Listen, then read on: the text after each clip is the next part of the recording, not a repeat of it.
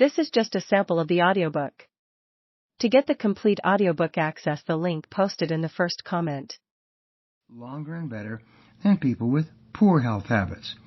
We will look at these good habits and how we can develop them later in this book. Excellent relationships. The second goal we all have in common is to enjoy excellent relationships, intimate, personal, or social, with people we love and respect and who love and respect us in turn. According to psychologist Sidney Girard, fully 85% of your happiness will be determined by the quality of your relationships at each stage and in each area of your life. How well you get along with people and how much they like, love, and respect you has more impact on the quality of your life than perhaps any other factor. Throughout this book, you will learn the key habits of communication and behavior that build and maintain great relationships with other people. Do what you love. The third common goal we each have is to do work we enjoy and do it well and be well paid for it.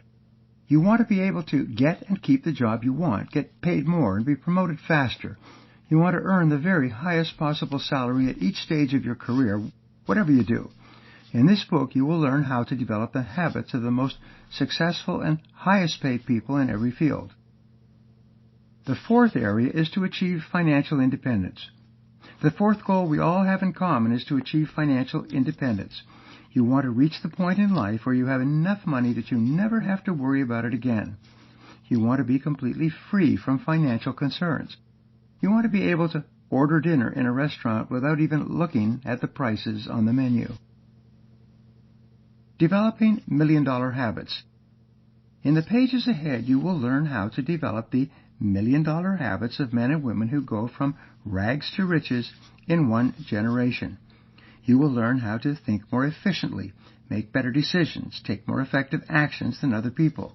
You will learn how to organize your financial life in such a way that you achieve all your financial goals far faster than you can imagine today. One of the most important goals you must achieve to be happy and successful in life is the development of your own character. You want to become an excellent person in every respect, the kind of person that others look up to and admire. You should strive to become a leader in your community and a role model for personal excellence to all the people around you. The decisive factor in whether you achieve these goals is developing the specific habits that lead automatically and inevitably to the results you desire. All habits are learned. The good news is that all habits are learned through practice and repetition. You can learn any habit you consider either necessary or desirable. By using your willpower and discipline, you can shape your personality and character in almost any way you desire. You can write the script of your own life, and if you're not happy with the current script, you can rip it up and write a new one. Just as your good habits are responsible for most of your success and happiness today, your bad ones are responsible for most of your problems and frustrations. But because bad habits are learned as well, they can be unlearned and replaced with good habits by the same process of practice and repetition. First in character.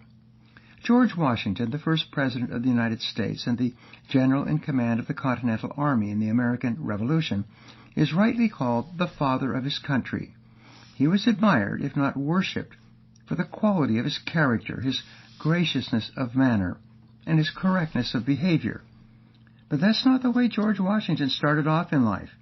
He came from a middle-class family with few advantages.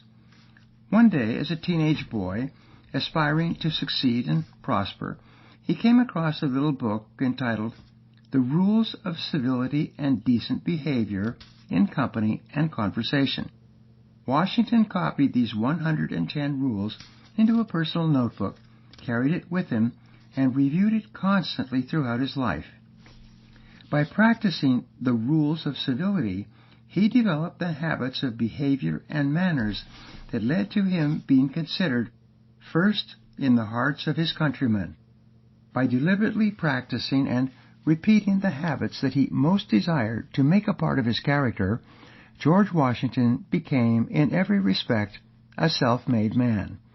He learned the habits he needed to learn to become the kind of man he wanted to become. The first